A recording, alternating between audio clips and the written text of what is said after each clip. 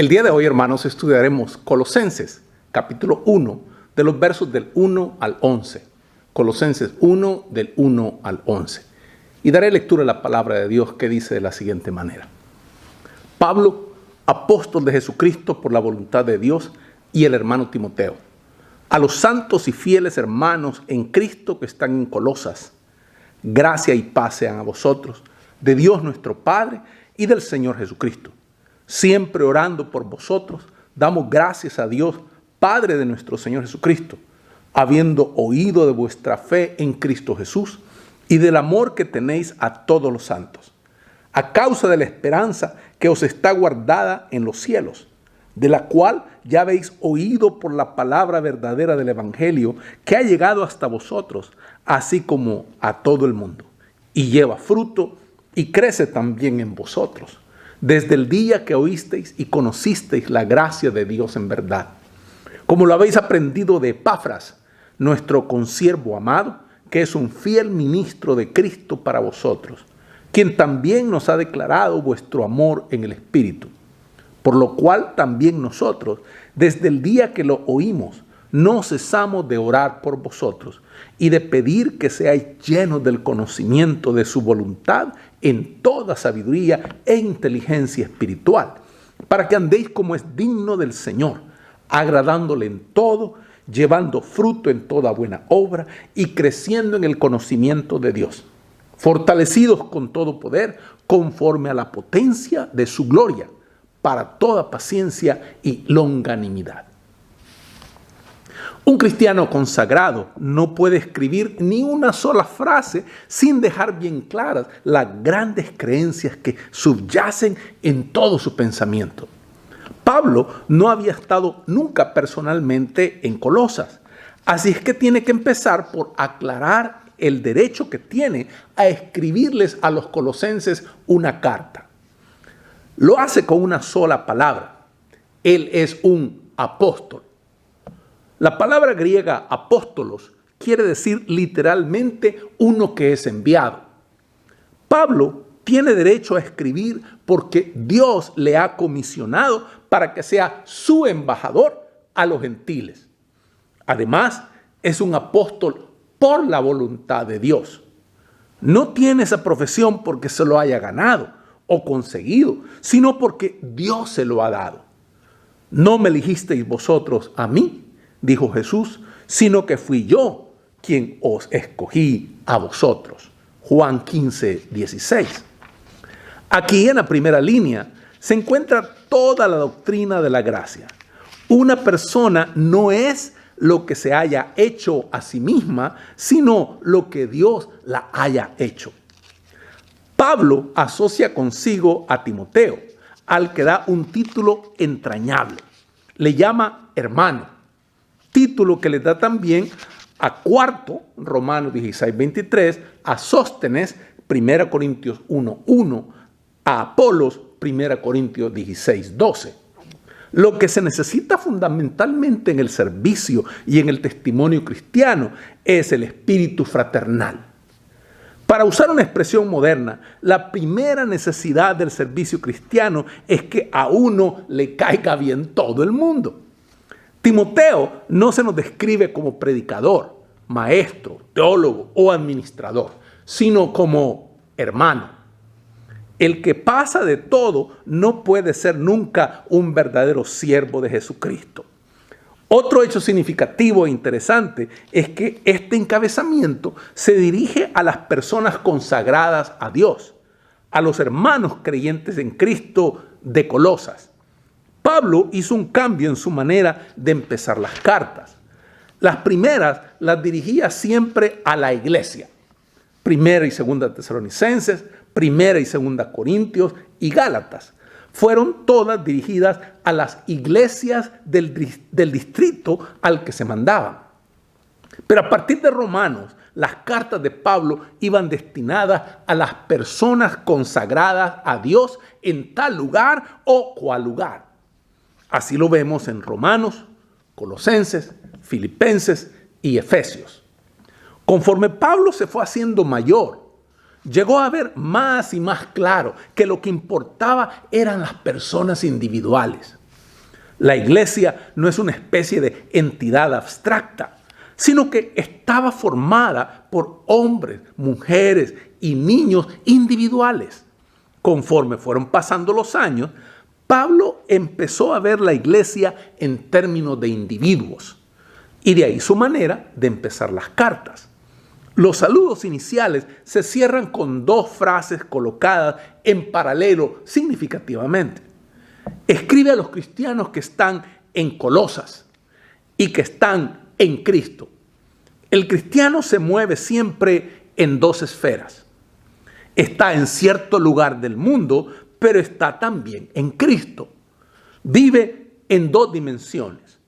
En este mundo, cuyas obligaciones no trata con ligereza, pero por encima de eso, vive en Cristo.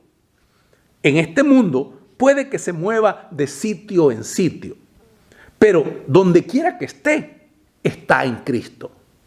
Por eso, las circunstancias externas no influyen decisivamente en el cristiano. Su paz y gozo no dependen de ellas. Por eso, es por lo que pondrá todo su corazón en cualquier trabajo. Es posible que aquello sea desagradable, doloroso, mucho menos distinguido de lo que esperaba. Sus compensaciones puede que sean escasas y el aprecio que le aporte inexistente. Sin embargo, el cristiano lo hará con toda diligencia, sin quejarse y con alegría, porque está en Cristo y hace todas las cosas para su Señor. Todos tenemos nuestros propios Colosas, pero estamos en Cristo y es Él quien le pone el tono a nuestra vida. Seguidamente, aquí se nos presenta la esencia de la vida cristiana. El hecho que le deleita el corazón a Pablo y por el que da gracias a Dios es que le han dicho que los colosenses dan muestras de dos grandes cualidades en sus vidas: fe en Jesucristo y amor a sus semejantes. Estas son las dos caras de la vida cristiana. El cristiano debe tener fe, debe saber lo que cree, pero también debe amar a sus semejantes. Debe convertir esa fe en acción. No basta simplemente con tener fe, porque puede haber una ortodoxia, puede haber ser correcto doctrinalmente en todo y al mismo tiempo no conocer el amor. Y tampoco basta con amar a las personas, porque sin una fe real, ese amor puede no ser más que un sentimentalismo. El cristiano tiene un doble compromiso. Está comprometido con Jesucristo y está comprometido con sus semejantes, con su prójimo. La fe en Cristo y el amor a los demás, el amor al prójimo, son los dos pilares de la vida cristiana. La fe, esa fe y ese amor dependen de la esperanza que se nos tiene reservada en el cielo. ¿Qué es lo que quiere decir Pablo con esto? Está pidiéndoles a los colosenses que muestren fe en Cristo y amor a los hombres solamente por la esperanza de alguna recompensa que van a recibir algún día, para que les den, como a veces dicen, ¿no? O como dicen en inglés, ¿no? Un pie in the sky. Aquí hay algo mucho más profundo que eso. Piénsalo de esta manera. La lealtad a Cristo puede suponerle a una persona toda clase de pérdidas y dolores y sufrimientos. Puede que haya muchas cosas a las que tenga que decirles adiós. El camino del amor puede que le parezca a muchos el camino de los tontos. ¿Por qué gastar la vida en un servicio desinteresado? ¿Por qué no usarla para medrar como lo entiende el mundo? ¿Por qué no empujar al hermano más débil a la cuneta? La respuesta es por la esperanza que se nos ha propuesto. Como dice un comentarista de apellido Mood, esa esperanza es la certeza de que a pesar de los caminos del mundo, el camino de Dios, que es el camino del amor, tiene la última palabra. La esperanza cristiana es que el camino de Dios es el mejor y que la única paz real, el único gozo verdadero, la única recompensa duradera y real han de encontrarse en Él, en Dios. La lealtad a Cristo puede que nos traiga problemas aquí, pero esa no es la última palabra. El mundo puede que se ría despectivamente de la locura del camino del amor, pero la necedad de Dios es más sabia que la sabiduría de los hombres. La esperanza cristiana es la confianza en que vale más la pena jugarse la vida por Dios que creer al mundo. Estos versículos contienen también una especie de sumario de lo que es y lo que hace por nosotros el Evangelio. Pablo tiene mucho que decir sobre la esperanza que los colosenses ya han oído y aceptado. 1. El Evangelio es la buena noticia de Dios. Este es el mensaje de un Dios que es amigo y amante de las almas de los hombres. Lo primero y principal es que el Evangelio nos pone en la debida relación con Dios. Segundo, el Evangelio es la verdad. Todas las religiones anteriores se podrían haber llamado suposiciones acerca de Dios. El Evangelio cristiano no nos ofrece suposiciones, sino certezas acerca de Dios. Tercero, el Evangelio es universal. Es para todo el mundo. No está confinado a ninguna raza o nación particular, ni a ninguna clase o condición social. Muy pocas cosas de este mundo están abiertas a todas las personas. El calibre intelectual de una persona decide los estudios que puede emprender. La clase social de una persona decide el círculo de sus relaciones. La riqueza material de una persona determina las posesiones que puede amasar. Los dones particulares de una persona deciden las cosas que puede hacer. Pero el mensaje del Evangelio está abierto a todas las personas, sin excepción. 4. El Evangelio es productivo, lleva fruto y aumenta. Es un hecho de la historia y de la experiencia que el Evangelio tiene poder para cambiar tanto a las personas individuales como a la sociedad. Puede hacer de un pecador una buena persona y puede quitar paulatinamente el egoísmo y la crueldad de la sociedad de forma que todas las personas puedan tener la oportunidad o las oportunidades que Dios quiere que tengan. 5. El Evangelio nos habla de la gracia. No es tanto el mensaje de lo que Dios exige como de lo que Dios ofrece. Eso es lo que es el Evangelio. No tanto lo que Dios exige como lo que Dios ofrece. No nos habla tanto de sus demandas como de sus dones, de sus regalos. 6. El Evangelio se transmite por medio de las personas.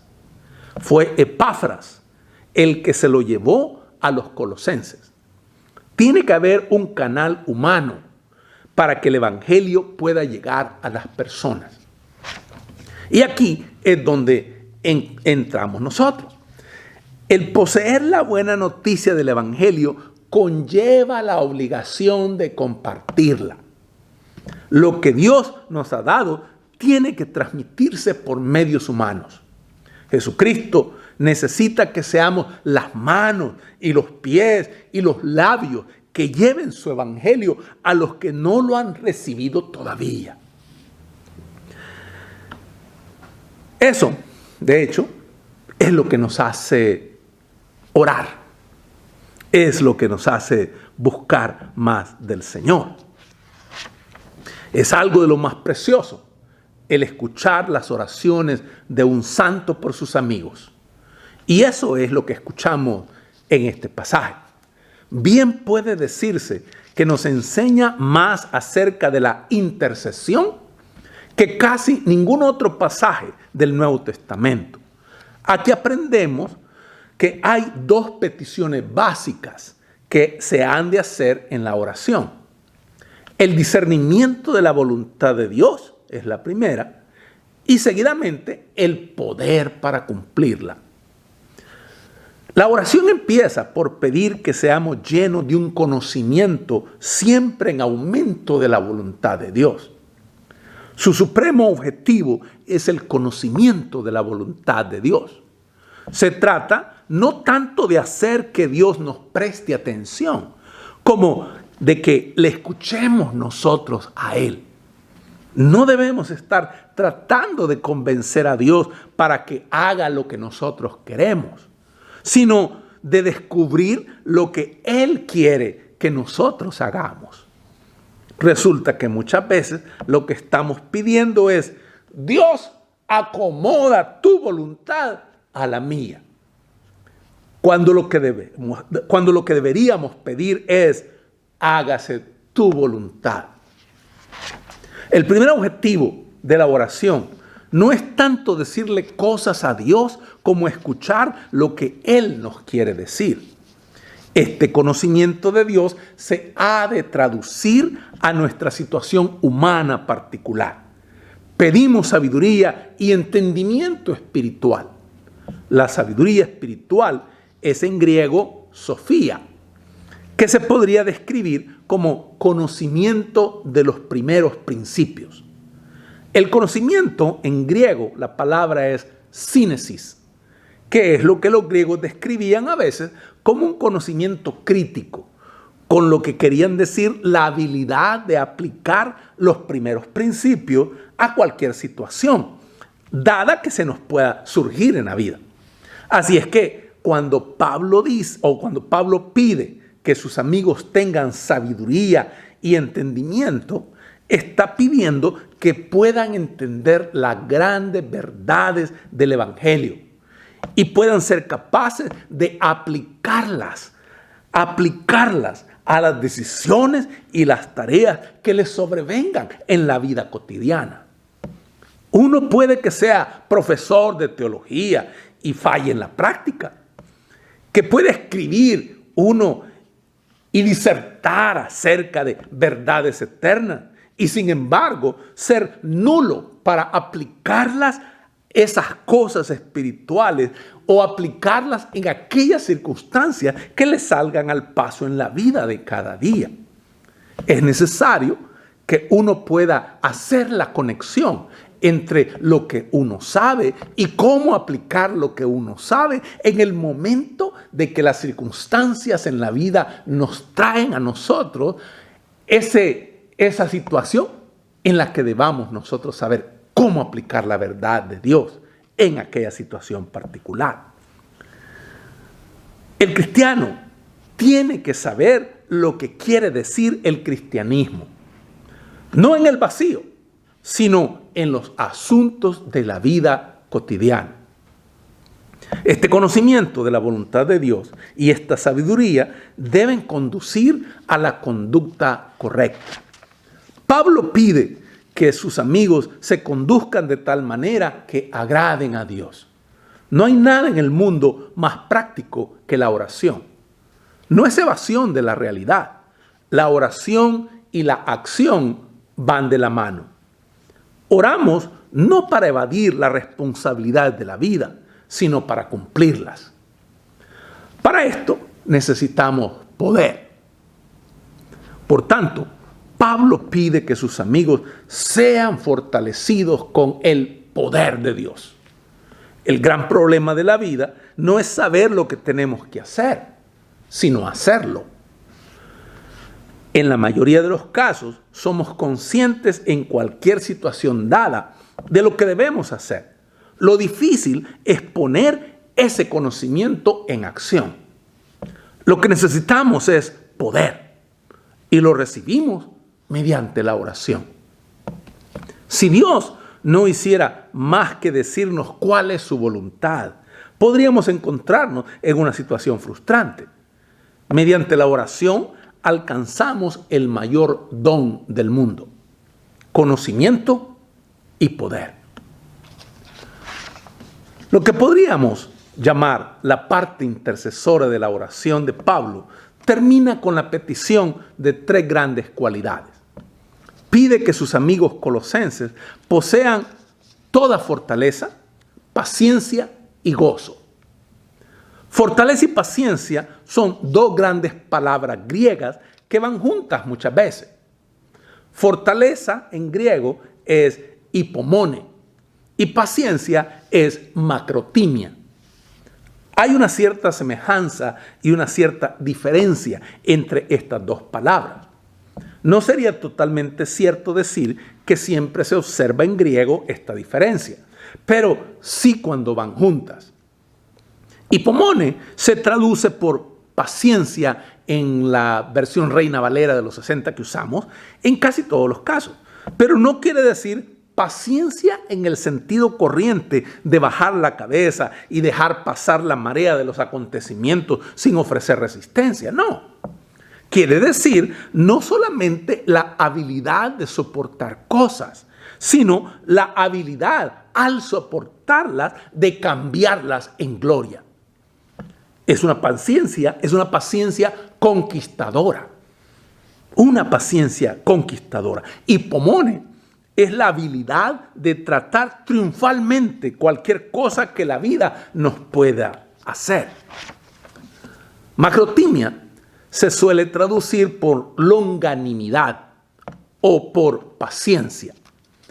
Quiere decir básicamente paciencia con las personas. Es la cualidad de mente y de corazón que le permite a uno soportar a las personas desagradables, maliciosas y crueles, sin dejarse amargar y sin que su torpeza le haga a uno desesperar, ni su necedad le irrite, ni su desamor altere su amor. Macrotimia es el espíritu que no pierde nunca la paciencia con las personas, ni deja de creer y esperar en ellas. Así es que Pablo pide para sus amigos hipomone, la fortaleza que no se deja dominar en ninguna situación, y macrotimia, la paciencia que ninguna persona puede derrotar. Pide que los cristianos sean tales que ninguna circunstancia pueda derrotar su fuerza, ni ningún ser humano pueda derrotar su amor. La fortaleza del cristiano ante los acontecimientos y su paciencia con las personas deben ser indestructibles. Además de todo esto, pide gozo. El camino cristiano no es una pelea lúgubre con las circunstancias y las personas, sino una actitud radiante y soleada ante la vida. El gozo cristiano se mantiene en cualquier circunstancia. Si el gozo no está enraizado en el suelo del sufrimiento, usualmente es superficial. Es fácil estar gozoso cuando las cosas nos van bien, pero la luminosidad cristiana es algo que no pueden ahogar todas las sombras de la vida. Por tanto, la oración cristiana es: dame, Señor, la victoria sobre todas las circunstancias, la paciencia con todas las personas y el gozo que ninguna circunstancia ni persona me pueda quitar. Hermanos, que el Señor les bendiga.